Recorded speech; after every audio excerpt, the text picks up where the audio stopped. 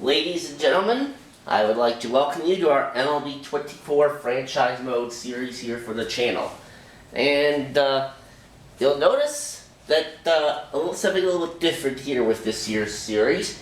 The past couple of MLB The Shows, I've been doing this series as my own hometown Toronto Blue Jays. Now, while I will still plan to do a franchise mode as the Toronto Blue Jays, I'll probably be doing that on a separate save file, like on my other Switch or something like that. But for YouTube, we have decided to go with the Kansas City Royals because that was what won the poll that I had put up. So, let's see how our Major League roster looks as we get into this, as we begin this series. There'll be no gameplay this first episode. Now, just as a bit of a heads up, when I first started this save file, I thought I had chosen the option to start right at the regular season, but when I looked at the calendar, it showed spring training games, so I guess I chose the wrong option and started at spring training. But so I ended up just simming all of that just so we can get to the intended starting point. And yeah. So let's have a look at our lineup. We have Garrett Hampson at third base, hit 276 with the Miami Marlins last year, making $2 million this season. And there's a look at his quirks, and he is pretty fast. So I'd say he's a pretty good choice to have at the top of the lineup for the leadoff batter. Okay. Next we have Darren Blanco, who only has 74 total games of Major League experience, but we'll see how he does. Two speedsters right at the top, and speaking of speedsters, we have Bobby Witt Jr., basically our centerpiece here, who already has 2 Major League seasons under his belt, and he is being paid a lot of money. Yes, his extension is that he signed during the offseason is reflected here.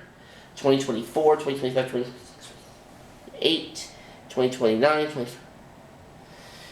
Yeah, this is not quite big enough for 2034 to show up there, but his contract, I believe, does run out after 2034, excuse me. So, we're going to have him pretty much for the entirety of this series. Then we got a long-standing Royal, Salvador Perez, who, of course, was part of the 2015 World Series champion Kansas City Royals. He's much older now, though he's 33 years old here, but he can still hit pretty decently. 23 home runs each of the last 2 seasons, as you can see here. Then at the DH spot here, we've got Nelson Velazquez, 25 years old. Then for first base, we've got Vinny Pasquantino. Then we've got Hunter Renfroe in right field there. 20 home runs formed last season, 29 home runs in 2022, and 31 homers with the Red Sox back in 2021. So,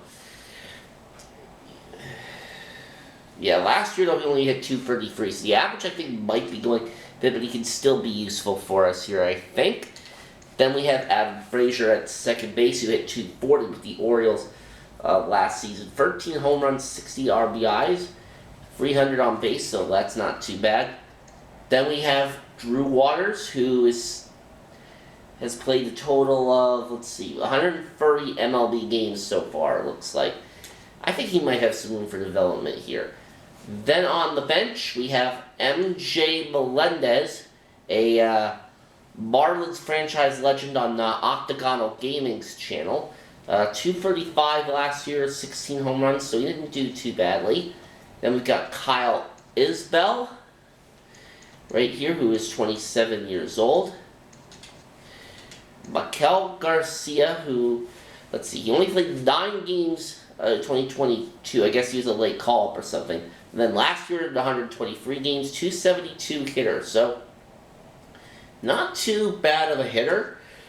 And then, of course, we've got Freddie Fermin, who hit 281 in his first, full Major League season last year, if you want to call it that. 70 games last year, 321 on base, which is honestly a lot better than his 2022, where he only had 7 at-bats and did not get a hit. But that was a small little sample size there. So that's a look at our batting lineup. Now for the pitching rotation, you will notice that I did make one signing from free agency before we started recording this. Blake Snell. We signed him to a 2-year deal, and his numbers last year really nice here, as you can see. A ERA of 2.25, went 14-9 last year. So we have him under contract for this year as well as 2025. Then we've got Cole Reagans, who had a 3.47 ERA last year. So Reagans will be the number 2 guy. Seth Lugo is going to be our 3rd starter, I believe. He had a 3.57 ERA with the Padres last season. Then we got Brady Singer, our number 4 guy. 2022, he had a very nice season, 3.23. Last year was the worst season of his career so far, 5.52 ERA, 8-11. I'm hoping this year he can have a bounce back. And then, of course, we have Michael Wacha, who had a 3.22 ERA last year and won 14 games. So, aside from Brady Singer, our rotation actually did very well last year. Then in the bullpen, we've got Matt Sauer, who was a Rule 5 pick. And, of course, as you know, the rule with those players is that they have to stay on our Major League roster for the whole season. He is going to be in the bullpen. Then we've got Chris Stratton, who had a 2 ERA last season in 82 innings. Carlos Hernandez, and he was not too good last year out of the bullpen. 1-10, 5.27 ERA in 70 innings. Then we've got Jake Brentz, who, yeah, he did not pitch in the majors at all in 2023, as you can see there. But in 2022, in only about 5 innings, he was not very good. Well, we'll see what happens with him this season. Then we've got Josh Taylor, a left-hander, 8.15 ERA last year, about 17 innings. That's not too good either. John Schreiber, 3.86 ERA last season, so he didn't do too badly. Nick Anderson, who had a 3.06 ERA last season with the Atlanta Braves. And then finally, our closer, Will Smith, who last year had 22 saves with the World Series champion Texas Rangers. So, yeah, it's quite easy to tell, without a doubt here, that Blake Snell is quite clearly our best pitcher in the rotation, probably our best player overall here on this team. Him and Bobby Witt Jr. are the only 90 overalls that we have here. The next best is Cole Reagans at 80 overall, and then everyone else is below that. So, yeah, this team is, it's not too good.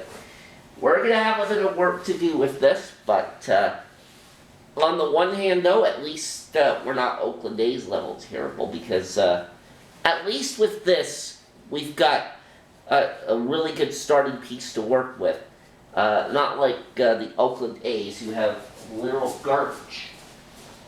Alright, so, on that note, ladies and gentlemen, that is going to do it for this first episode. Again, no gameplay for this one, because I just wanted to go over the team here. Of course, we will make changes when necessary, but yeah, for right now, that is going to do it. And for episode number 2, which I can assure you will be a longer one, we are going to get into our regular season opener against the Minnesota Twins.